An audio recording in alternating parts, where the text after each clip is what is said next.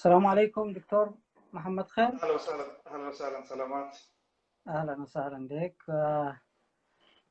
طيب، ان شاء الله نبدا بعد قليل مع الدكتور محمد خير عمر. اولا نرحب بك في هذا اللقاء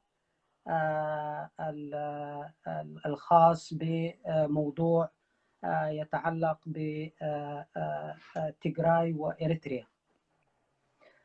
طيب، إن شاء الله أولا نتيح لك الفرصة عشان تحيي المشاهدين وإيش تسلم عليهم إن شاء الله. السلام عليكم، يعني شكرا اخ شوقي لهذه الدعوة، وارحب بمستمعيك، وان شاء الله نبدا الجلسة. طيب، إن شاء الله نحن أحسن عشان طيب نبدأ. بسم الله الرحمن الرحيم. الحمد لله رب العالمين، والصلاة والسلام على رسوله الكريم وعلى آله وصحبه أجمعين. أما بعد، السلام عليكم ورحمة الله تعالى وبركاته. أحييكم جميعا وأرحب بكم في هذه الحلقة الجديدة والتي نستضيف فيها الدكتور محمد خير عمر، وهو غني عن التعريف، ولكن حتى يكون على الأقل يعني الناس عندها صورة تعريفية يعني عنك في الصفحة، بس عشان الناس برضو تكون ملمة. من هو الدكتور محمد خير عمر؟ الدكتور محمد خير عمر هو إريتري ويعيش طبعا يعني في النرويج، وحاصل على درجة الدكتوراه في العلوم البيطرية في الكلية النرويجية للعلوم البيطرية. وكذلك هو طبعا نشأ في غرب إريتريا ودرس في جامعتي أديس أبابا وجامعة الخرطوم والنرويج. نشر عدة مقالات علمية في مجال تخصصه. كان عميد كلية الزراعة والعلوم المائية في جامعة أسمرة في إريتريا من 1992 إلى 1996. كان عضوا في اللجنة المركزية في الاتحاد العام للطلاب الإريتريين التابع لجبهة التحرير الإريترية من 1979 وحتى من 1977 وحتى 79. كان عضوا في مجموعة الأكاديميين الإريتريين والتي عرفت بجي 13، مجموعة ال13 التي سبقت مجموعة ال15، والتي كتبت رسالة لإسياس أفورقي في عام 2000، والتي كانت تدعوه فيها لإصلاحات ديمقراطية. يعني جي 13 هي التي سبقت جي 15، مجموعة 13. أوكي، طيب. وهو مؤلف كتاب ديناميكيات حلم إفريقي غير مكتمل، والذي صدر تقريبا عام 2000 على حد علمي. 2020 هو 2020 هذا العام. 2020 أوكي، 2020 نعم. إريتريا العصور القديمة حتى 1968، الذي صدر 2018 ولا هذا العام ونص؟ لا، هذا العام هو هذا الكتاب العام، الثاني أوكي. هو.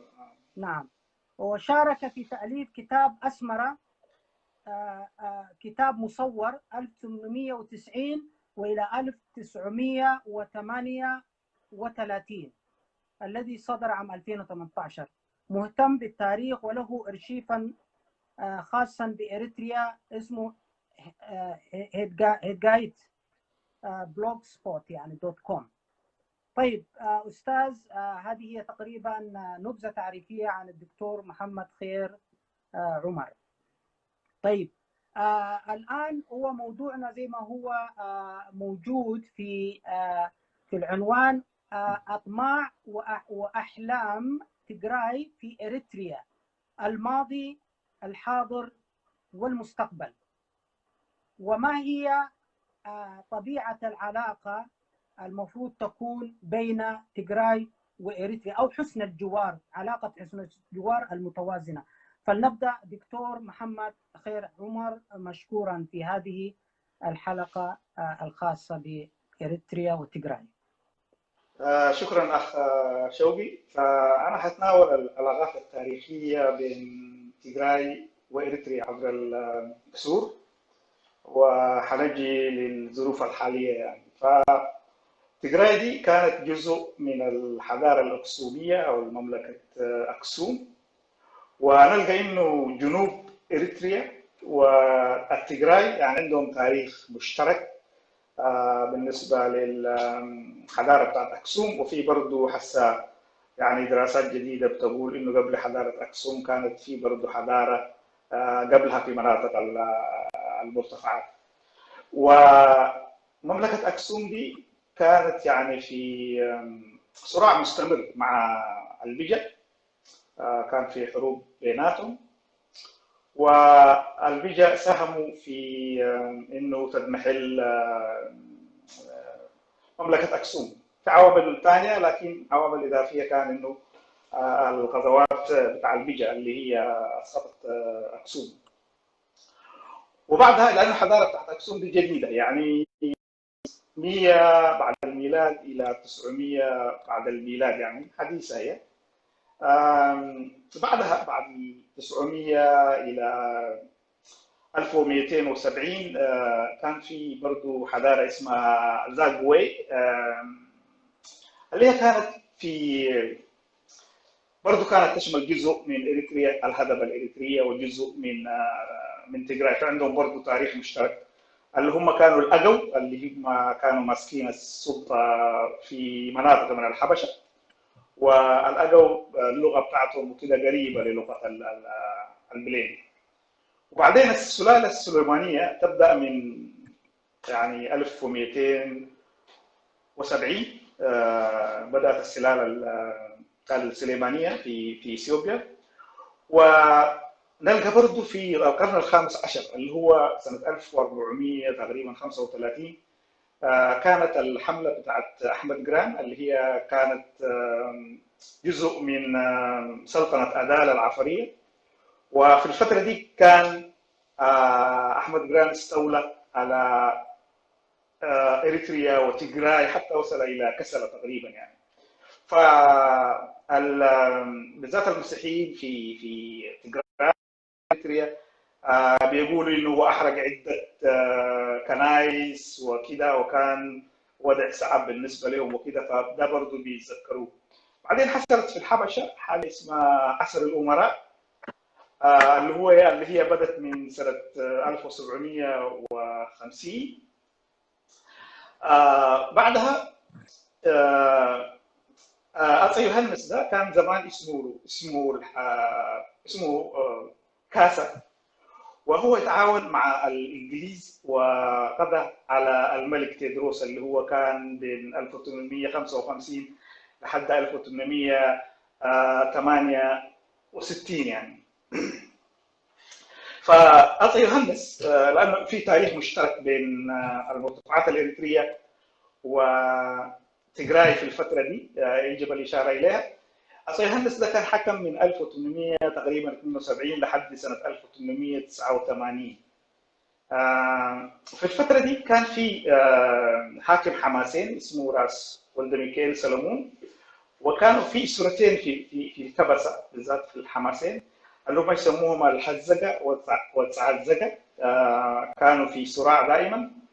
فراس ولد ميكائيل سلمون ده كان بيحكم حماسين من 1841 لحد سنة 1879، وهو أخذ يعني عينه أتى يوهنس. وقبله كان واحد اسمه راس، هو كان من الحزقة اللي هو راس ولد ميكائيل، وراس هايلو ده تكل هيمانوت اسمه ده كان معينه تيدروس. فلما جاء أتى يوهنس وتيدروس مات واخذ السلاله، فبقى الزعيم بتاعت الحماسين من الهزقه اللي هو راس ولد ميكائيل سلمون. وراس ولد ميكائيل سلمون كان يتعامل مع أتى يوهنس لفترات، وبعدين صار ضده ويتحالف مع المصريين في معركة قرع. وفي المعركة دي المصريين اتهزموا. وطبعا سيوهنس ما كان راد عليه لانه هو اتمرد عليه يعني، كان في تمرد دائما، كان في صراع بين برضه بين المرتفعات الاريتريه وتجراي. وسيوهنس عين راس الولا عشان يكون حاكم بتاع حماسين وسرايا وكده المرتفعات الاريتريه، وهو ما قدر يمشي لانه ما قدر يزيل راس ولد ميكائيل، فعمل قدر عليه يعني. ودي برضه ناس الكبسه يذكروها دائما بانه قدر عليه وحذف في الانجيل انه هو ما حيتعرض له كده، ودعوه الى اكسوم. ولما جاء اكسوم مسكوه ويعني مات في المنفى. فبعدين بقى الحاكم بتاعت عين راس الولا في مناطق المرتفعات الاريتريه. فالعصر بتاع يوهنس انا بسميه العصر بتاع الارهاب يعني. كان في ارهاب ضد المواطنين التجراي وبالذات موجه ضد المسلمين. طبعا في اي مجتمع بنلقى من يكون بطلا لبعض الناس، قد يكون خائنا لبعض الاخر، قد يكون مجرما للاخر. فبالنسبه للتجراي يعتبر هو بطل رئيسي، هو سيوهنس. المطار بتاع مغلي هسه مسمينه باسمه. وبالنسبه يعتبروه كخاين يعني حاجز المنطقه دي. فسيوهنس في سنه 1868 طلع اول قرار عجيب كده، وهو يمنع المسلمين من السكن مع المسيحيين. ده يمكن اول امبراطور في الحبشه يتخذ قرار زي ده، انه المسلمين ما يعيشوا مع المسيحيين يعني حتى كجيران ولا كده. بعدين في سنه 1880 طلع قرار ثاني ومنع ذات المسلمين عشان يعيشوا في المناطق اللي هو ماسكها. والبابا بتاعت الاسكندريه اللي هو كتب له رساله، لانه الكنيسه الارثوذكسيه كانت تابعه للاسقفيه بتاعت الاسكندريه، هم اللي كانوا يعينوا الابوات في اثيوبيا. فكتب له يعني حذره، قال له الاشياء اللي قاعد تعملها دي ما صحيحه. فالمسلمين اللي كانوا في تجراي بالذات يعني يتذكروا هذه المساله بمراره. فعشان ما يتعرفوا كان يعملوا ما يسموه المعتب، انه تربط حزام كده ويفتكروك انه انت مسلم وكده. فكانت عصر بتاع ارهاب ضد المسلمين، وده كان يمكن اول زعيم حبشي كده بيمارس حاجه زي دي. بس كمان العنف بتاعته او الارهاب بتاعته اللي انا بقول له هو انه حتى للمواطنين بتاعته فبالتعاون مع الكنيسه منع استعمال التبغ. فاذا واحد مسكوه هو يدخن كان يقطعوا انفه، واذا شافوه كان يستعمل التنباك مثلا او التبغ وبيقطعوا الشلوف بتاعته يعني. فدي غلطه صغيره مثلا اذا سرقت بيقطعوا يا يدك يا رجلك، يعني الشكل بتاع اشكال الشريعه. واذا انت اعتبروك جبان او عملت شيء معين وكده ممكن يقطعوا رجليك وكده. وقطع الرجول طبعا زمان ما كان في التخدير وكده، يكون يعملوا مثلا زيت في يقلوه فيقطعوا يدك او رجلك وفي سريع يدخلوها هناك فتموت او تحيا. فدي برضه الناس يعني بيتذكروها. فكان هو غاسي يعني. انا اتذكر لما نشرت الحاجات دي، ودي كتبها جيرالد بورتال اسمه ماي ميشن تو اباسينيا، يقول في سنه 1892. انجليزي كان الحكومه البريطانيه رسلته عشان ليوهنس عشان يخفف الضغط على الحكم المصري الانجليزي في السودان، لانه من خلال المهديه وكده. عشان المصريين يمكن يسحبوا من اريتريا وكده. فده كان فلما نشرت اتذكر انا في التويتر يعني انصدموا الناس، ما قادرين يصدقوا كده، لكن في الدلائل كان لما قدمت له فعلا بعضهم انصدموا. فانا قلت لهم طبعا انتم يمكن في تجراي ما يكلموكم عن عن الاشياء دي، تدرس التاريخ بس عن عظمه اصيهنس وكده. بعدين جاء في فتره راس الولا، كان في المرتفعات الاريتريه، كان في اسمره، كان عنده طفول كبير كده قبل ما يجوا الايطاليين، مقره كان في اسمره. وأصيهنس كان في حروب مع المهديه، ففي نوفمبر 1886 يعني ارتكب مجزرة ضد النارا والكنامة في المخابرات الإريترية. كان داير يهاجم كسلة، ما قدر يهاجم كسلة، فكلم الجيش بتاعته انه هو يمشي لبقره، وبالذات يعني على البارية والكنامة. يمكن الكاتب الكنامي الكسندر ناتي كاتب عن المسألة دي، وهي موجودة في الذاكرة بتاعت الكنامة. اخذوا منهم كل البهايم، اخذوا قتلوا الناس، اخذوا ناس معاهم، ومثلا لما كانوا يخشوا الكهوف يهربوا منه، بيعملوا فيها شطه وكده ويحرقوها عشان يطلعوا كده. فكان عمليه قاسيه جدا. فواحد بيحكي لي، يعني واحد صديقي بيقول انه جده دكتور كلمه محمد لما خير، دكتور سامعني؟ انت بتتكلم الان عن راس اللولة والجرائم اللي ارتكبها يعني في اريتريا. صح نعم. صح. فهو بيسموها السمارة، بيسموها بالكنامة، وهي موجودة في الذاكرة الحية بتاعت الكنامة يعني، والنارة بالذات يعني. وبعدين ده كان يعمل غزوات في مناطق مثلا زي كرن وكده، فالناس دائما يهربوا يحتموا بمجموعة ثانية وكده. فواحد صديقي يحكي لي جده كلمه انه لما الجيش بتاع الأولى ده كان راجع من خلال كرن ماشي بكرن، ففي المدخل بتاع كرم قال جده ذاته، وهو ولد صغير اظن 10 سنه عمره ولا كده، كان يرعى كنم بتاعته. وقال جاء الجيش بتاع راس الأولى، قال اخذوا منه الملابس، هو طفل يعني طفل 10 سنه ولا كده، اخذوا منه الملابس ورجعوه عريان. فهو دائما بيتذكر الحكايه دي، يعني طفل كده انت تجرده من ملابس وكده. يعني عمليه عجيبه يمكن تقدر تصدقها ودي، لكن ما حصل زي ما قال لي. بعدين كان في واحد اسمه برضه هوبي، ده كان من الامهار او كده، ومرات كان يخش على تجراي واريتريا برضو. ففي الذاكره مثلا بتاع البنعامري، بتاع البلين، بتاع النار، يمكن في الذاكره بتاعت انه هو كان جاء في لما جاء غزوه ويوي وكده، يمكن ناس يعرفوا جدودهم حكوا لهم وكده، يعني دي موجوده في الذاكره الحيه دي سنه 1855. فدي من الجرائم اللي اتعملت يعني. فانا اتذكر لما كنا في جامعه اسمره، كنا ماشيين في مهمه، كان معي سواق من الجامعه، ووصلنا دوغلي. دوغلي دي قريبه من مساوع وكده، اللي هي راس الولا. كان قتل مين يعني، هزم الايطاليين فيها، زي 500 ايطالي ماتوا فيها وكده. فيقول لي قبل التحرير يعني، الرئيس بتاع الجامعه كان اسمه تولدي جبر سلاسي اظن. فيقول لي كل ما نجي في دوغلي دي، يقول لي قال يقول ليه يعني راس الأولى وقف في دوغلي، ليه ما كان يمشي مسوع، كان يمسك مسوع يعني، حتى لو كان مسك مسوع كان حلانا من المساله دي وكده. فبعدين اجي من الجرائم دي في معركه عدوى سنه 1896.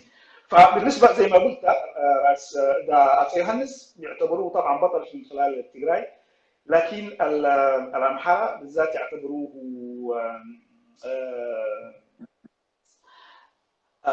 مثلا هو ما يعني ما كان رجل جيد. فالتجراي مثلا يتهموا منيليك بانه هو باع اريتريا، يعني قد هسه يقولوا هي كانت جزء من تجراي وكده وبتاع، كنا مع بعض، لكن منيليك باع للايطاليين لانه عمل معاهده مع الايطاليين وكده. منيليك بالنسبه للامحره هو طبعا بطل كبير.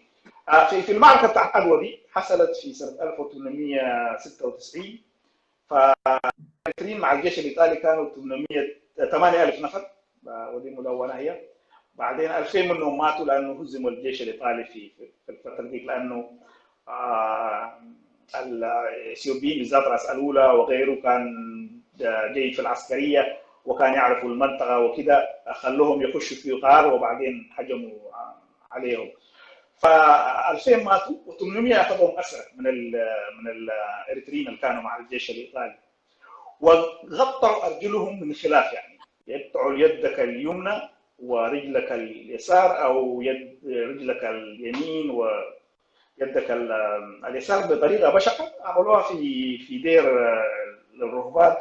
برضه دي تبقى في الذاكره. والغريب في الامر انه الايطاليين اللي كانوا مسكوهم السجناء الايطاليين ما في حد يتعرض عليهم يعني، فكوهم. فدي برضه موجوده في الذاكره، في الذاكره الاريتريه. اذا نجي بقى في الاربعينات مثلا، فتره تغيير المسير، في كان الحزب الليبرالي في اكروبوزا. اول حزب يتكون كان حزب الرابطه قبل ما الاسلاميه. نمشي دكتور محمد خير، قبل ما نمشي في فتره أيوة. تقرير المصير، زي ما انت ذكرت الان انه العهد بتاع يوهانس واركان الحرب حقه هو راس اللولة كان دورهم سيء جدا في عموم اريتريا يعني، ها، في حين ان التجارب يعتبروه انه هو جاء عشان يخلص وكذا يعني. فيا ريت بس باختصار توضح للناس انه هذا التاريخ تاريخ يعني تقريبا زي ما انت ذكرت المزيف يعني. لانه الحقيقه هو حتى الغزوات يعني زي ما قلت، حصه راس ولد ميكيل ده كان حاكم بتاع حماسين. وفي التواريخ برضه في يقولوا انه كان في حدود يعني سموها المرب باللاش يعني بعد نهر مرب. فكان في صراع. فالجرائم دي كانت تحصل في المرتفعات وكانت تحصل في المنخفضات، انا زي ما ذكرت بطريقه بشعه. بعدين في عدد كبير من لما جاء الجيش بتاع راس الولة في اسمره وسكنوا في حي في اسمره، والاسم بتاع الحي ماخوذ من الفرس بتاع واحد اللي كانوا الجنرالات مع راس الولة وبقوا هناك يعني عايشين في اسمره، يمكن في منطقه اسمها دقا عربي. ف ابشاول سوري يعني اسمها ابشاول ده اسم لواحد من الحسين بتاعت واحد من الجنرالات اللي كانوا هنا. فعدد كبير برضه بقوا هناك يعني. برضه دي بنشوفها برضه تاثيراتها تجي في المستقبل. لكن طبعا بالنسبه للتجري يعتبروه كان من احسن الجنرالات وكان يقاوم الاستعمار الايطالي وكده يعني.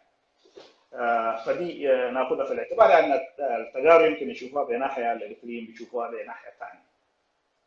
اذا كنت جاوبت على سؤالك يعني. طيب ممتاز. لانه يعني عشان الناس الان ليش انا بجيب في الكلام ده؟ لانه في ناس يجوا باسماء كثيره ممكن حنجي لها بعدين بما يسمى بتجراي تجرينيا او اغازيان او كذا، بجايبين اسالوا له كانه يوهانس كانه هم يعني كانه دعاة للحريه وكانه هم كذا يعني، فهمت؟ يعني كانه ديل يعني. حتى كنت مره واحد بيضرب في كرار يعني بيقول يعني انه ليصف يوهانس بانه جويتا سراي جويتا حماسين جويتا سراي، يقول يعني انت زي اهانه للاريتريين عامه، لانه هذه كل اجزاء يعني اذا كان سراي حماسين اكل كل اجزاء من اريتريا يعني.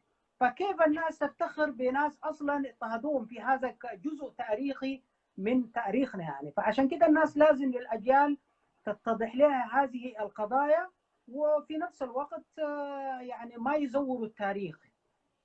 بعدين بس نشوف برضه في طبعا بعد الاريتريين زي ما قلت عدد كبير من الجيش اللي جاء مع راس الولة سكن في اريتريا، استوطنوا هناك في حي اسمه ابشاول يعني. اغلبهم الناس اللي جو من تجراي هم وفي مناطق اخرى كانوا يعيشوا فيها. ففي بعض الاريتريين يا يكون عندهم مثلا هم اصلا عندهم اصول تجراويه يا كده، لانه بعض المرات يقول لك والله ابن عامر حاربوا مع راس الولة في كوفيت، والكلام صح لحد ما، لانه كانوا مجبورين يتحاربوا معه.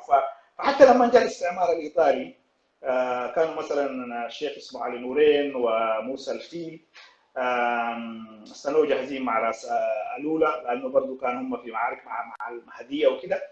ولكن يعني كانوا مجبورين ان يعملوا الاشياء دي لما جو الايطاليين. يعني الايطاليين ما لقوا صعوبه يخشوا في المحافظات الغربيه ويخشوا لحد كرن وكده، لانه الناس دي وروا الايطاليين يعني. ناس علي نورين وكده، وبردوان واحد اسمه كان برمبراس كافري في كرن هو من الكبسه، هو اللي دخلهم كرن الايطاليين يعني بدون حروب وكده مسكوها يعني. المناطق دي لما جو الايطاليين، فيوريك هم كان عندهم مراره من راس الوله وكده. فاجي في الاربعينات، في الاربعينات دي في فتره تقرير المسير كان في الحزب الليبرالي التقدمي اللي كان يرأسه راس تسمى، راس تسمى كان من اسره برضه عنده علاقات مع واحد اسمه راس هايلي سلاسي بوكسا اللي هو كان من التجراي، لكن بعدين هو انضم للايطاليين يعني حارب ضدهم. فطرحهم الاول كان تجراي تجرينيا باعتبار انه اريتريا سنه 1935 الخريطه بتاع اريتريا كانت تضم تجراي وكده، فبيشوفوا انه تجراي واريتريا ديل يكونوا دوله واحده اسمها تجراي تجرينيا، دوله تجرينيا ممكن تقول عليها. وهم قالوا الكلام ده لانه هم كانوا ضد الامحاره، لانه اطي يوهنس هو من سلاله تجراويه وكان ملوك اثيوبيا في ذلك الوقت يعتبروه، ويقولوا لانه منيليك خان هو يعني المهديه قتلوه طبعا في المعركه بتاعت المتمع، فهم ضد الامحار، فكان يشوفوا ضد الوحده مع اثيوبيا، لانه لو بقت وحده مع اثيوبيا والامحره كانوا مسيطرين في اثيوبيا حيكونوا تحت الامحره. لكن شافوا القصه دي وكان معاهم طبعا ولد اب ولد مريم، وهو ذو اصول تجراويه مولود في تجراي ورحل الى اريتريا في وقت مبكر وكده. فلما شافوا القصه دي ما تمشي كويس، انا زي ما قلت اول حزب كان حزب الرابطه الاسلاميه اللي هو تكون في ديسمبر 46، بعدين حزب الليبرالي التقدمي ده تكون في فبراير حسب ما اتذكر فبراير 47، وكان هذا طرحه. بعدين شافوها ما تشتغل لانه في اطار محدود وكده. التيارات كان في 3 تيارات في الفتره دي، تيار من يطالب بالاستقلال اغلبيتهم كانوا من المسلمين بشكل كبير، وكان في التيار بتاع تجراي تجرينيا في البدايه، لكن انضموا مع الاستقلال بعدين لما شافوا المساله دي ما خارج وكده. وكان في التيار بتاع الوحده مع اثيوبيا اللي هو كانت وراه الكنيسه الكاثوليكيه. فراس تسمى كان يعني ينتمي الى الكنيسه الكاثوليكيه، يعني ما الارثوذكس زي ما كانوا يطالبوا. معلش هذا تسمى اسمرون. يس ايوه. فهو بعدين طبعا طالبوا بالاستقلال هم المجموعه بتاعته، وكان حليف للرابطه الاسلاميه يعني. فاغلب نقول عليها المثقفين الاليتس بتاعت الكبسه كانوا طبعا مع الوحده مع اثيوبيا، غير مجموعه صغيره في الكلوبزاي اللي كان يرأسها راس اسبروم تسمى اسبروم، وكانت تتحالف مع الرابطه الاسلاميه، كان عندهم نشيد مشترك، وكان المفتي شيخ ابراهيم المختار كاتب يعني كلام جميل جدا عن راس تسمى وكيف تعرض لمضايقات حتى في اسرته وكده بعد، لانه كان يطالب بالاستقلال. بعدين في الاربعينات برضه زادت مساله الشفته اللي هم ديل العصابات بالذات، كانوا يركزوا يقتلوا الناس اللي يطالبوا بالاستقلال المسلمين، بيجوا في المناطق المنخفضات ينهبوا البهايم بشكل عام، وكانوا نشيطين جدا. فالمركز بتاع الشفت اللي هو التمويل بتاعه كان في اكسوم، واللي كان يديره هو القسيس بتاع اكسوم ذاته اسمه نبرئيد قبر مسكل طيبو، والعمليات العسكريه كان يديروها من عدوى اللي هو كان يديره رئيس محافظه عدوى اللي هو كان اسمه سياس قبر سلاسي. وفي الفتره دي طبعا كانت هجرات حتى من الفتره بتاعت الايطاليين وكده، كان في هجرات من التجراي الى اريتريا. فالناس تتذكر بمراره يعني وضع الشفته البريطانيين ما عملوا كثير عشان يقاوموا، عشان كده مثلا حامد عواتي واخرين كانوا ضد يحاربوا ضد الشفته ويحموا المجتمعات بتاعتهم بالذات في المنخفضات يعني. لما نجي في فتره الكفاح المسلح، انا بحاول اختصر الموضوع. واحد من المؤسسين بتاعت ويانا تجراي لما عرف انه حامد ادريس عواتي بدا الكفاح المسلح، واحد اسمه السحول جاء زاره لعواتي. عواتي كان عنده علاقات مع في الجانب الاثيوبي برضه. اخوه كان زي تقول عليه حدار بالتقري، كان يقول له ممثل البن عامر في حته اسمها برتقان على الجانب الاثيوبي وكده، فكان عنده العلاقات دي وكده، عشان كده جاء واستشاره. وده الكلام ده ما انا قاعد اقوله، ده يقوله أرجاو برهي في مقالة كاتبة هو عن تأسيس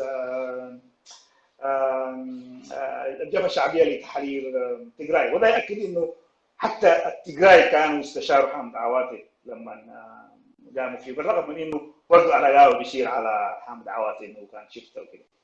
بعدين في بداية الدفاع المسلح كان في السبعينات بالذات كان في جبهة التحرير الإريترية، كانت في الجبهة الشعبية لتحرير إريتريا، كانت في واحدة اسمها جبهة تحرير تجراي، كانوا في الاي بي ار بي اللي يسموها الاي بي ار بي، منظمة بتاعت الأمحرة، وكان في الاي دي يو اللي هو كان يرأسهم واحد من الإقطاعيين بتاع تجراي، رأس منقشة كان حاكم بتاع تجراي، وكلهم ديل كانوا يتسارعوا إنه يكون عندهم نفوذ في المنطقه دي. يعني السبيس المساحه كانت محدوده، وكلهم في تجراي في اريتريا وكده. فجبهه تحرير تجراي دي كانت اسستها على جبهه التحرير الاريتريه، فلما بدات الجبهه الشعبيه لتحرير تجراي خذت على جبهه تحرير تجراي دي. مره عزموهم كده في لقاء وكده، وفي امسيه غدوا عليهم وكده، فالجبهه احتجت على المساله دي، اتخذتها انه ده كان يعني تعتبر انه ده عامل ضده يعني. فبعدين برضه في فقره اللي هو اغلب الناس اللي كانوا يجوا الكونوا الجبهه الشعبيه لتحرير اريتريا والجبهه الشعبيه لتحرير تجراي كانوا طلبه في جامعه اديس، كانوا يعرفوا بعض، فكان من السهل ان يعملوا علاقات مع بعض. يعني اغلب الناس اللي كانوا يمشوا للجبهه كانوا من جامعه اسمره، يعني يمكن من جامعه اديس كانوا يمشوا. فدي خلقت انه في البدايه تواصل اكثر بين الجبهه الشعبيه لتحرير تجراي والجبهه الشعبيه الاريتريه. فلحد ما الجبهه الشعبيه لتحرير تجراي كانت على علاقات مع الجبهه الشعبيه لتحرير اريتريا، لكن برضه الجبهه كانت بتساعدهم، وكان عندها وجود حتى داخل تجراي جبهه التحرير الاريتريه.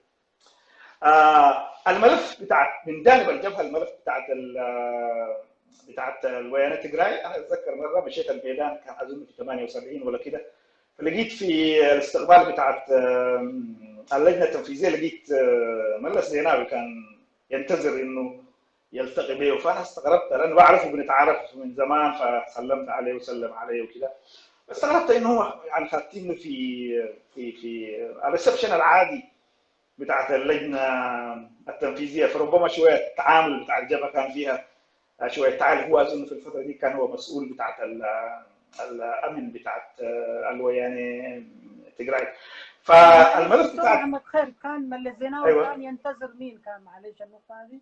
لا، كان ينتظر انه يلتقي مع اللجنه التنفيذيه، وانا كنت جيت كنا في الاتحاد العام طلبه اريتريا، كنت انا داير برضه قابل اللجنه التنفيذيه، استناني في الاستقبال، في كان يعني مكان كده عاملينه كاستقبال اللجنه التنفيذيه، فلقيته هناك نايم هناك، فاستغربت انه خاطينه مع اي واحد يجي يقابل اللجنه التنفيذيه هو برضه يكون يعني موجود عادي، المفروض يكون عنده مكان خاص به ولا كده في التعامل. فالجبهه برضه كان اظن شويه عنده لانه كان بتسيطر على مناطق في داخل تجراي، وكانوا في اريتريين كتار في داخل تجراي، حاجه المساله دي بعدين. اوكي. والونس بتاعت الجبهه الشعبيه، الجبهه الشعبيه لتحرير تجراي وين كان ماسكه تصفاي دقيقه و ايوه تصفى مريم اللي كان في اللجنه التنفيذيه، واحيانا برضه ملاكي تخلي هم اللي كانوا يلتقي بهم. وفي وثيقه بالمناسبه انا بعتبرها من اهم الوثائق، اذا واحد داير يعرف عن الجبهه الشعبيه وعلاقاتها مع التنظيمات الاريتريه، انا اقول المفروض يقراوا هذه الوثيقه. كتبتها الجبهه الشعبيه لتحرير تجراي الويانه في سنه 1985، اسمها كفاح الشعب الاريتري من اين الى اين. تغيير يعني كفاح الشعب ويانه تجراي كتبت هذه كتبتها الويانه تجراي سنه 1985 يعني. اوكي. تحليل يعني عميق. يمكن اقول انا اول تحليل قريته لا شفته في جبهه التحرير الاريتريه ولا في الجبهه نعم نعم، الشعبيه. واصل. آه. فهو يحلل انه النضال بتاع الشعب الاريتري نضال، ويقولوا انه نعم. مثلا آه، يعني طارحين علاقاتهم مع الجبهه وطارحين علاقاتهم مع الجبهه الشعبيه. فبالنسبه للجبهه بيقولوا فيها في الكتيب ذاك، وناخذ في الاعتبار هو مكتوب في 85 يعني. يقولوا هم يعني يتحالفوا مع الجبهه الشعبيه عشان يضربوا الجبهه، لانه الجبهه بقت يعني تشكل خطر لوجودهم، لانه الجبهه كان بتتعاون مع الاي بي ار بي اللي هو الحزب الثوري الاثيوبي، وهو كان عامل يعني عاملين برضه البيز بتاعتهم، القاعده بتاعتهم في تجراي كانت، فهم ما دايرين انهم كانوا في تجراي.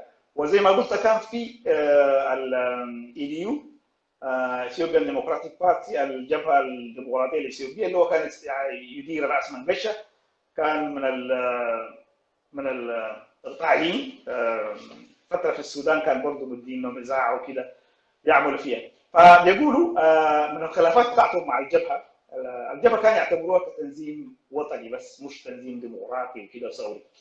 فكان يقولوا انه الجبهه كان ماسكه بتدير قبل هم ما يتخووا قطاع كامل في تجراي اسمه اديابو، وكانوا في اريتريين كتار هناك ويمتلكوا اراضي وكده، وكان في قرى تقريبا كانوا يسكنوها بس اريتريين هناك. فالجبهه كانت نشطه في المنطقه دي. ويقولوا انه الجبهه ما كانت ضد الاقطاع بشكل واضح، وما كانت ضد الامبرياليه، لانه بيشوفوا انه الجبهه كانت تتعامل مع الاتحاد السوفيتي وتعتبره قوه تقدميه، هم كانوا يعتبروه قوه امبرياليه اشتراكيه.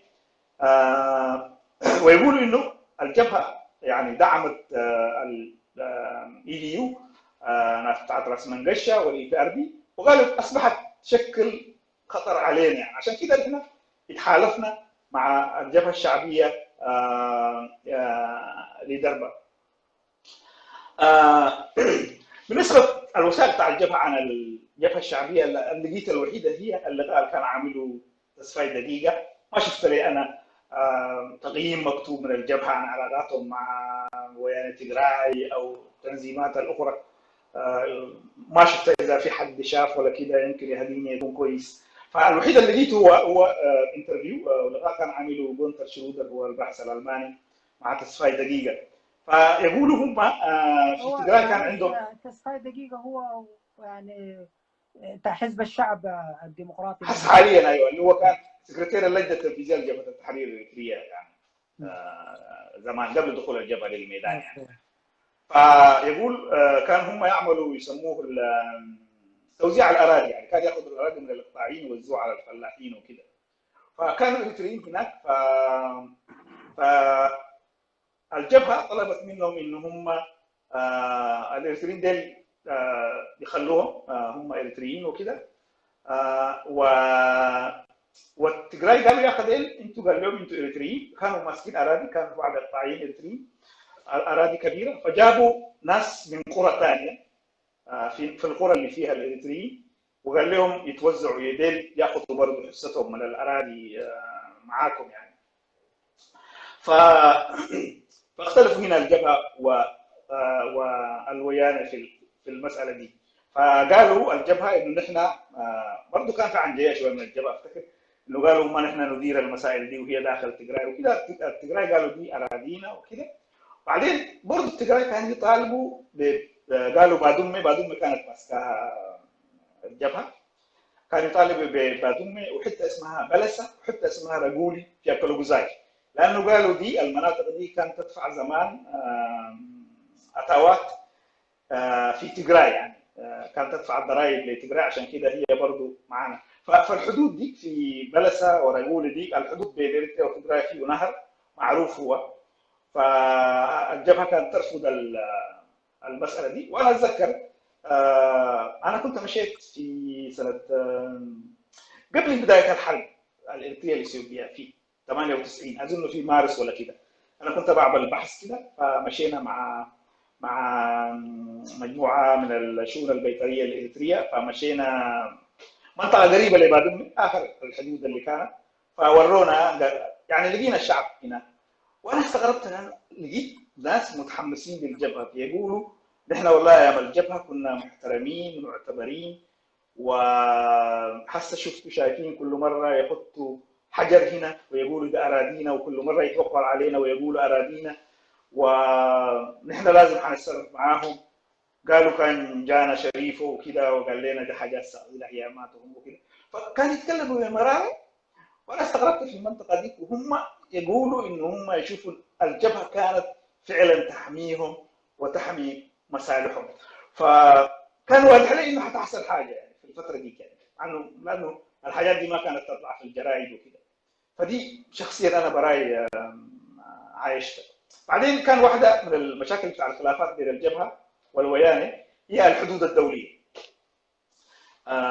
الحدود الدوليه قالوا خلاص لانه اختلفوا فيها، زي ما قلت في مناطق بعدين ما يجزوا من كولوبوزاي، وقالوا نعتبر الحدود الدوليه القديمه المعترف بها هي حدود، بعدين نحلها فيما بعد. بعدين كونوا لجنه سياسيه عسكريه مشتركه عشان تعمل مع بعض، تشوف مساله توزيع الاراضي في داخل تجراي وكده. وواحد من الاعداء بتاع مشى تجراي فقتلوه الوياني. بعدين البيان المشترك اللي طلع الجبهه وزعته على كل الوحدات بتاعتها، الويانه ما وزعوه على الوحدات بتاعتهم، حفظوا عليه وقالوا دايرين نغيره. فدي كانت العلاقات المتوتره بين الجبهه والجبهه الشعبيه. بالنسبه علاقات الويانه مع الجبهه الشعبيه، يعني يقولوا الحرب بتاعنا طبعا مع الويانه ده كان كاتبين لي 85 مش جديد، يعني اتذكر انا حاسه في مؤتمر السيمينار بتاع المثقفين الاريتريين، يعني ملس قال لنا اذا دايرين تشوفوا موقفنا، الناس سالوه ليه انتم اشتركتوا في درب الجبهه؟ فقال لهم لو دايرين تعرفوا موقفنا شوفوا سنه، اقروا التقرير بتاعنا اللي كتبناه سنه 1985. وقال لهم في الوقت ده نحن كنا نكتب في حاجات ما تخصنا، يعني هو يقصد ما تخصهم انه يكتبوا يعني نضال شعب اريتريا من وين لوين وكده يعني. فقال في الايام دي كنا نتدخل في اي حاجه، حتى كنا نتدخل في ما اغرب حاجه في التقرير بتاعتهم على الجبهه الشعبيه، يقولوا برضه ده تنظيم وطني هو ما تنظيم ديمقراطي، ويقولوا اذا جاب الاستقلال هذا التنظيم الحكومه اللي حيشكلوها يقولوا حتكون لتمثل وجهه نظر بعض القاده من الجبهه الشعبيه. يعني كان تحليل يعني يمكن راسه في طبعا 85 الكلام اللي قايلينه ده، انه طيب هنا اذا الجبهه دكتور الشعبيه. محمد خير، معلش في النقطة دي، يعني هو ايوه زي ما تقول كان عندهم ويان تجراي كان عندهم موقف من جبهة التحرير الإريترية، وكان يعتبروها زي ما تقول يعني تنظيم معادي بالنسبة لهم. اوكي؟ لا مش معادي، تنظيم وطني، لكن هي كانت بتشتغل مع المجموعات اللي كانت ضدهم، اللي هو زي ما ذكرت الحزب الثوري APRP وكذا. نعم. هو الاي دي يو. ايوه اوكي. وطيب لما نتكلموا ايضا في الجبهة الشعبية برضه لسه ما مرتاحين، طيب كيف هم اشتركوا يعني التنظيمين ويعني تجراي والجبهة الشعبية في ضرب جبهة التحرير الإريترية؟ يعني هل كان في مثلا يعني عوامل خارجية قالت لهم تعملوا كده ولا كيف؟ لأنه هم مباشرة بعدها بكم سنة دخلوا في حرب. صح، حاجتي هنا، لكن اول حاجه عشان ارد في السؤال بتاعتك ده اشوف تحليله ايش كان للجبهه الشعبيه كتنظيم.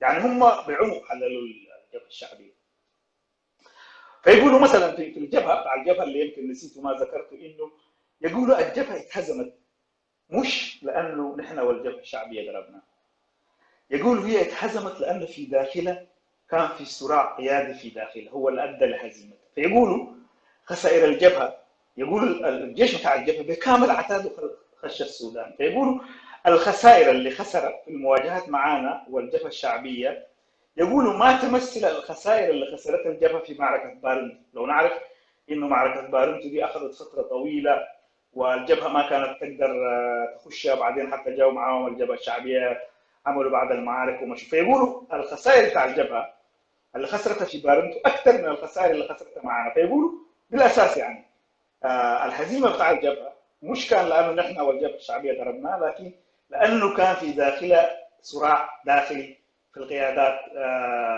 بتاعته.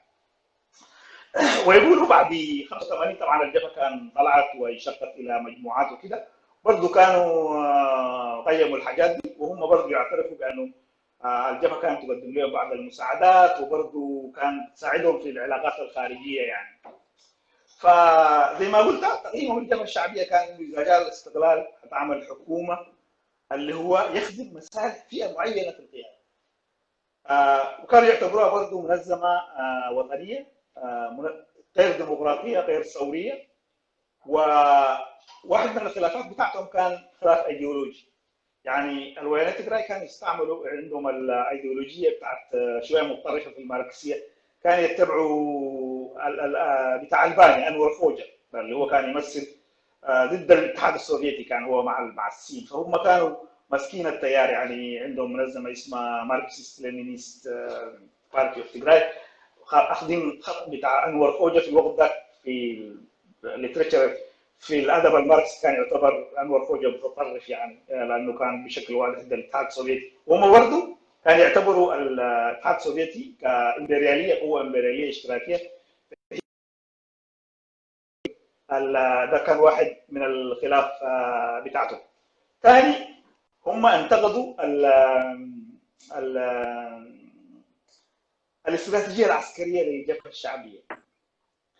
قالوا قصه انه يكونوا قاعدين في الساحل متخندقين في الساحل، قالوا ما حارب بتاع شعب، يعني قال لازم الجيش، ده في رايهم طبعا، لازم الجيش قالوا يعني يحتك مع الناس، يعني مع الجماهير وكده، مش يكون متقوقع في حته. فكان ينتقدوا الاستراتيجيه العسكريه بتاعتهم، كان يقولوا دي خطا هي وحتاثر في المستقبل. وكان عندهم خلافات عن مين هي القوى الوطنيه في اريتريا، مثلا كان في تنظيمات طبعا مختلفه وكده.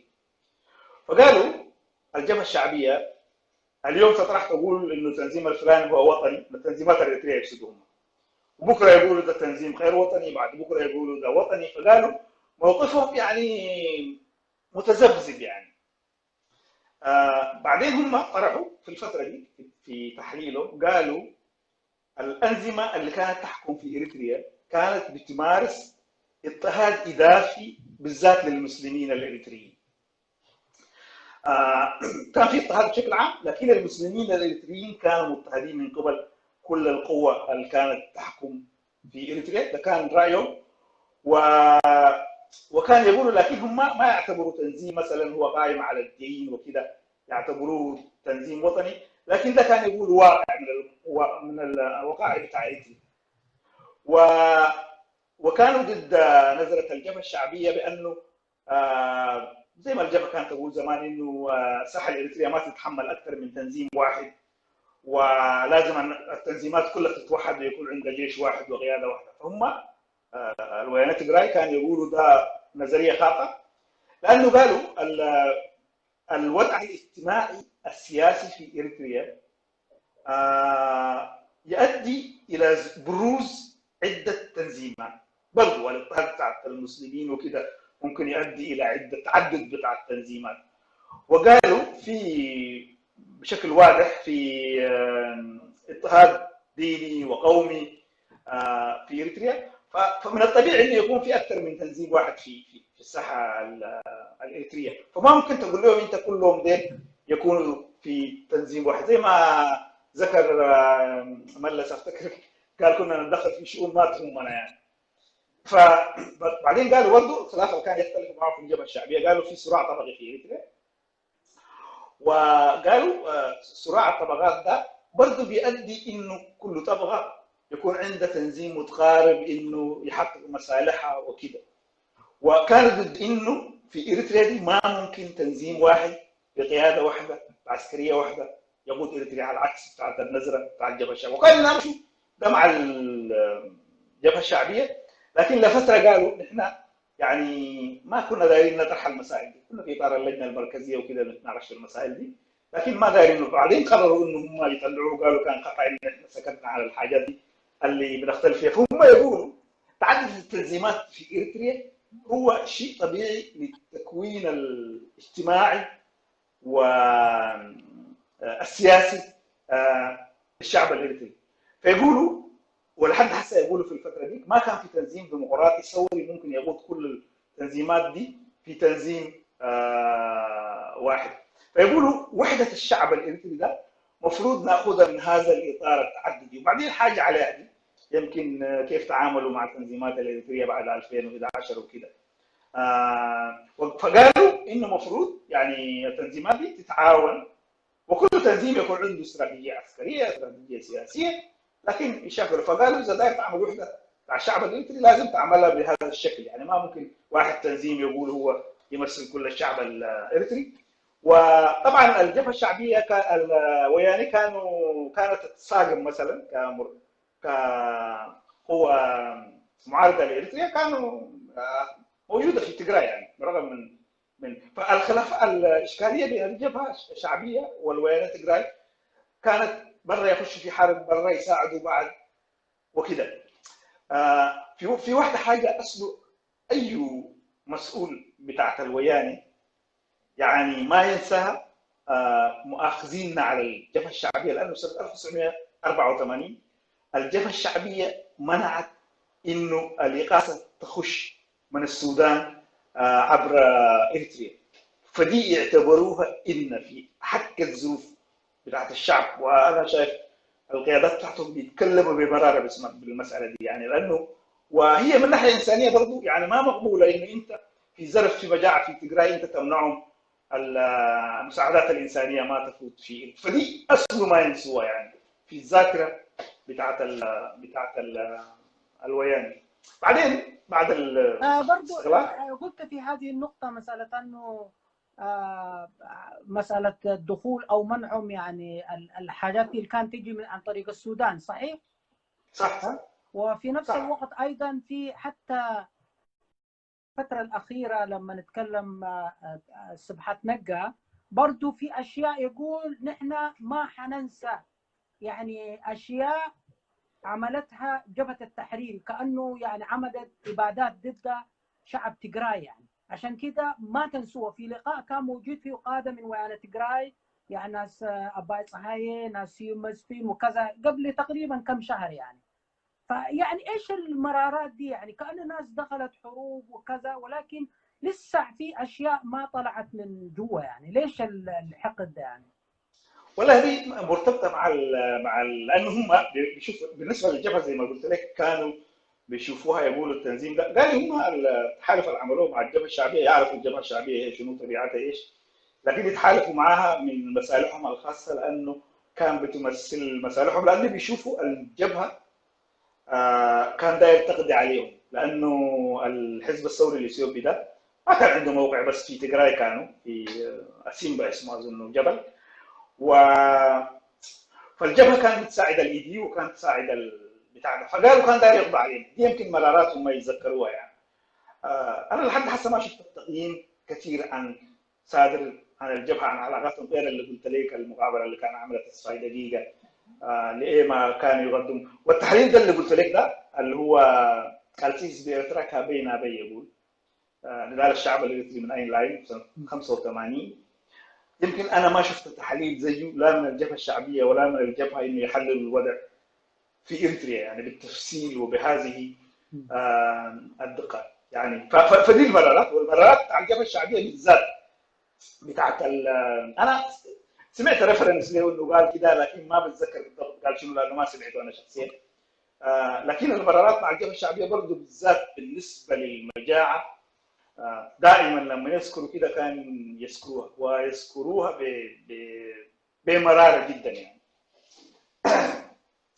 بعدين نجي في 91 مثلا بعد الاستقلال. نعم. طبعا الجبهه الشعبيه لتحرير تجراي يعني لازم ده كلام نعترف به انه اعترفت باستقلال اريتريا، وكان من البدايه تؤمن باستقلال اريتريا في حوارات مع بعض قياداتهم حتى يقولوا يشكوا انه هل الجبهه الشعبيه فعلا كانت تؤمن بالاستقلال او السياسي كان يؤمن بالاستقلال بتاع اريتريا في الفتره دي ولا لا. ودفعوا ثمن قليل لانه الامحره ولحد هسه الامحره هم الدايرين يرجعوا اريتريا دي، وكلهم اللي كانوا موجودين في اريتريا كانت محتدناهم المعارضه بتاعت الامحره بالذات اللي هم دايرين يرجعوا اريتريا دي ولحد هسه عندهم الفكره انه ممكن يرجعوا اريتريا. بعدين حنشوف برضه حصل انشغال في الجبهه الشعبيه للويانه والاراء تغيرت برضه لما نجي حسن. ف فالعلاقات هم دفعوا ثمن كبير في اثيوبيا، لانه الشعب الاثيوبي كان شايفهم ان هم باعوا اريتريا بثمن بخس زي ما تقول ولا كده. ف في لما خشوا، الغريبه طبعا لما خشت الجبهه الشعبيه اريتريا، حتى المعادين الناس استقبلوها بالترحاب بالتهليل. يمكن في اسمره دي 3 ايام ولا اسبوع كامل الناس تحتفل يعني. لما خشوا هم استقبلوهم بالحجار وكده الامحر، وحصل حريق كبير حصل بعد ما دخلوا اديس. انفجر بتاع الذخيره هذا السلاح.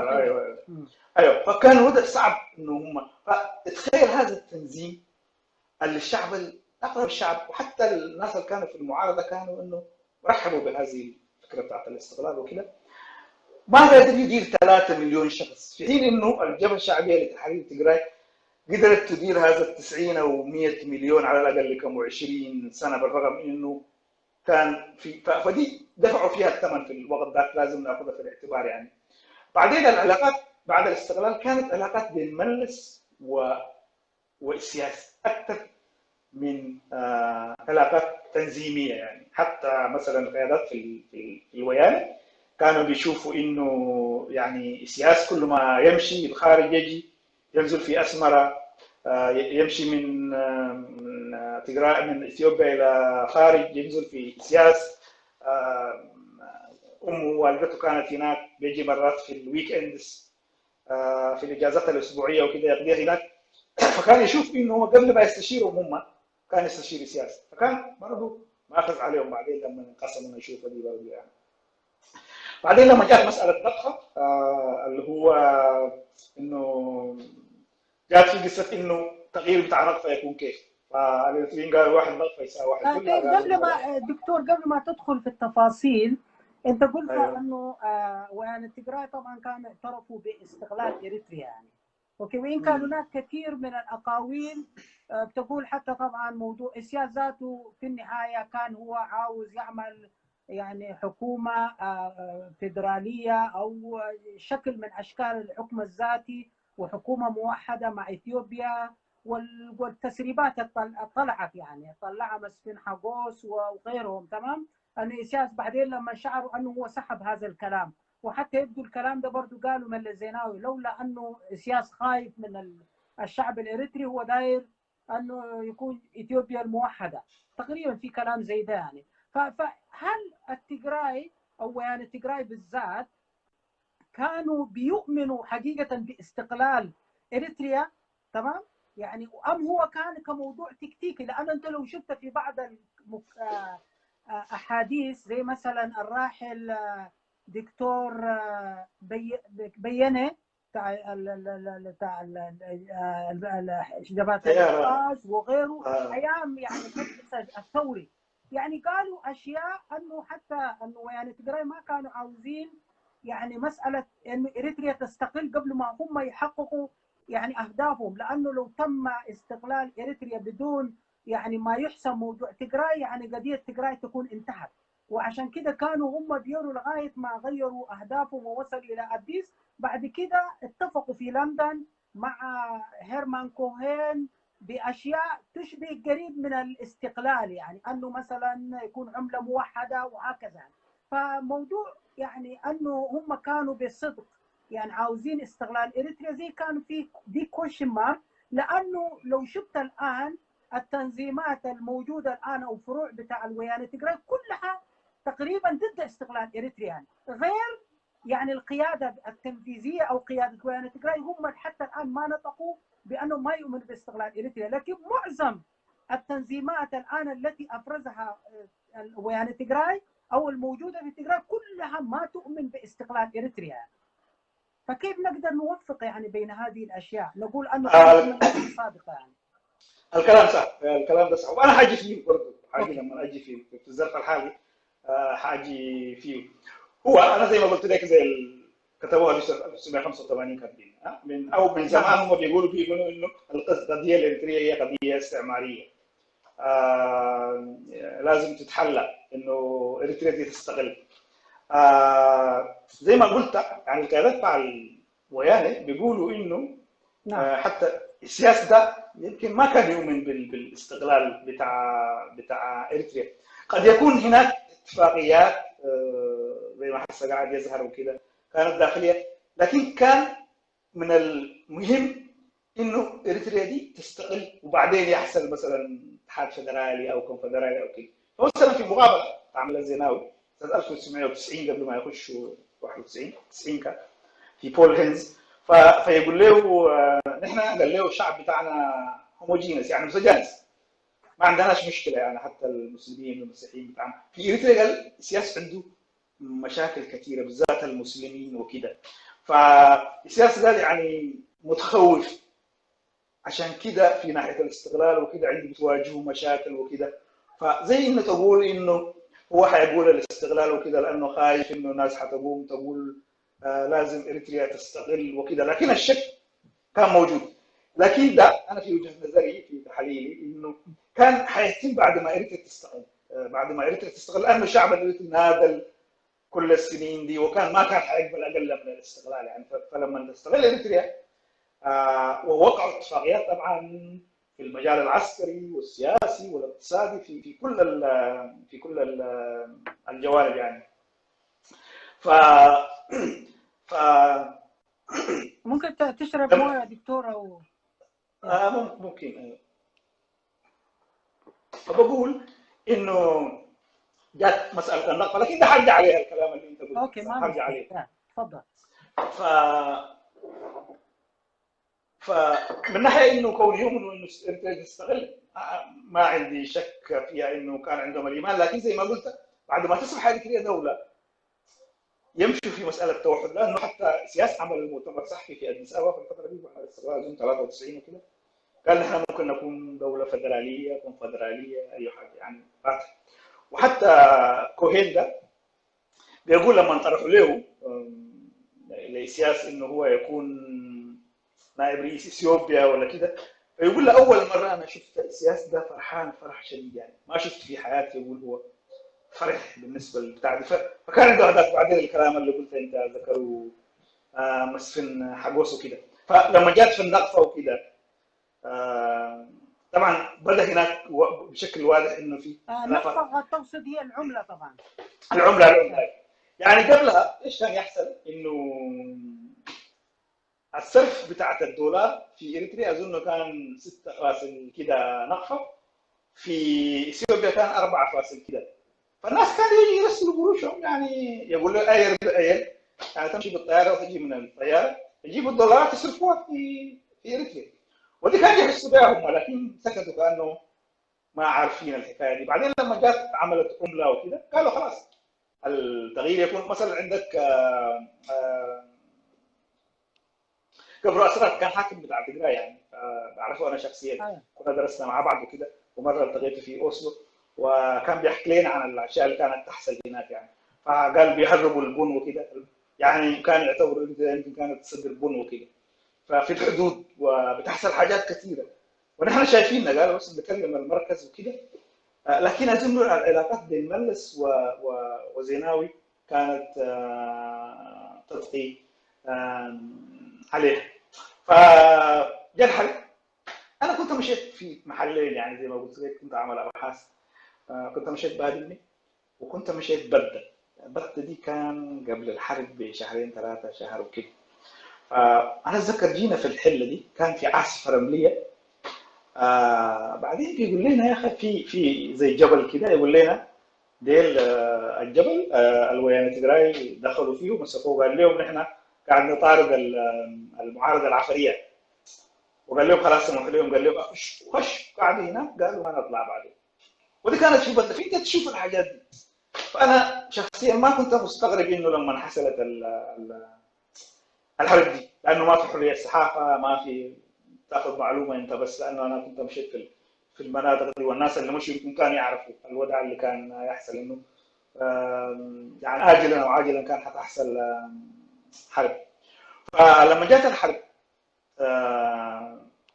معلش قبل الحرب هنا في واحد بيسأل انه يعني بالعملة الإثيوبية اللي كانت في إريتريا ايش حصل لها يعني؟ بس وانت ماري يعني. لا طبعا صناديق كبيره كانوا فاتينها هم، وقالوا دي تصرفوا لنا بعد ما قالوا بالدولار وكده تحولوا لنا بالدولار، اللي هم السويدين قالوا ما نقدر. خلاص يعني بدت كوم بتاع هاي خلاص يعني ما قدروا يعملوا فيه حاجه لما غيروا النقطه طبعا. وكانت فتره محدوده، افتكر في نفس الفتره دي الاثيوبيين غيروا العمله بتاعتهم وكده اظن. نعم. عشان ما تحصل انه يستفيدوا من الاريتريين. فبدوا طبعا الترحيل وكده.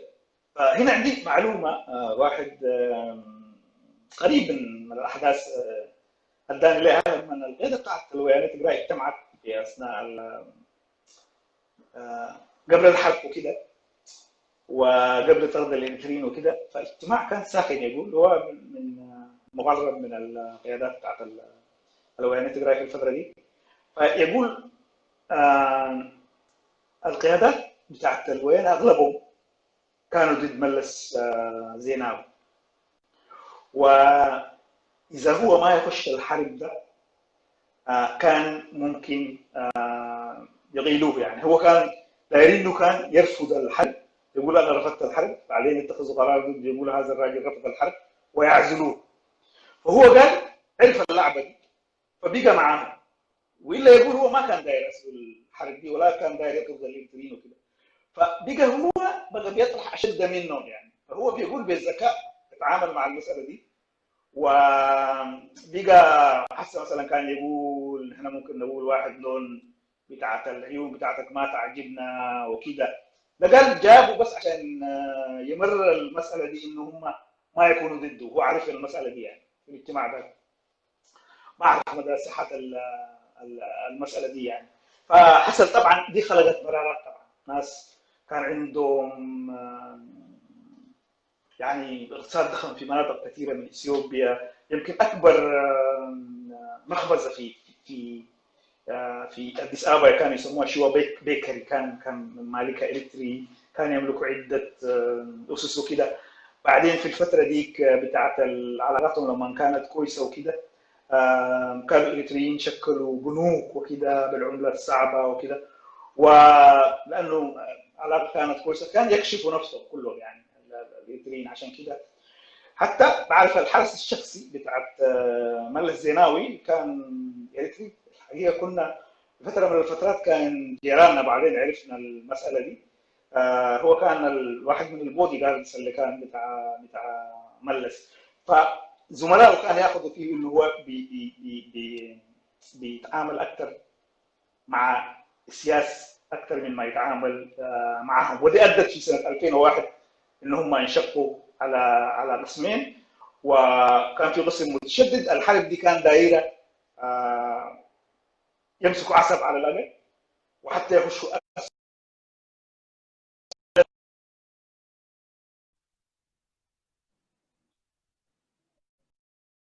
اللي مشت له. وطبعا برضه كان في محاولات، كان في عصب يعني الناس استدوا لها لما النظام سحب قواته. عثمان صالح كان في المنطقه ديك وهو صمد ويتحارب. لكن في الجبهات الثانيه كان في امكانيه انه ما زي قبرو اسرات ده اللي قلت كان حاكم بتاع وسيا ابرهه والمجموعه بتاعتهم ديل بعدين انشقوا، وحسا يمكن جزء منهم عامل الحزب بتاع علينا حنرجع عليه بعدين.